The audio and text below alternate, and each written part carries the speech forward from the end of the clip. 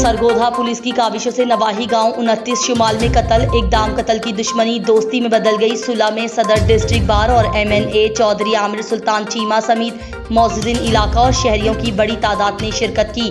सरगोधा के नवाही इलाका 29 शुमाली में 2 साल कबल मलिक अता मोहम्मद अवान का बेटा मलिक वक्कार असलम कत्ल हो गया था, जिसके बदले में मलिक अता मोहम्मद ग्रुप के लोगों ने अपने मुखालिफ मियां सफदर हयात के 3 बेटों को फायरिंग करके शदीद जख्मी कर दिया था, जिससे इलाके में कशीदगी पाई जा रही थी। SHO थाना सदर सैयद जफर अब्बास शाह ने मौजूदीन इलाके के हमरा दोनों फरीकों से मुज़ाकरात करके उन्हें सुलह के लिए कायल किया। इस मौके पर दोनों फरीकों ने एक दूसरे को अल्लाह की रजा के लिए माफ़ करके गले लगा लिया और सुलह कराने पर पुलिस ऑफिसर और उमाइदीन इलाके का शुक्रिया अदा किया। इक़दाम कत्ल की इस दुश्मनी की सुलह पर इलाके में खुशी की लहर दौड़ गई। लोगों ने दोनों फरीकों के जज्बे को सराहा।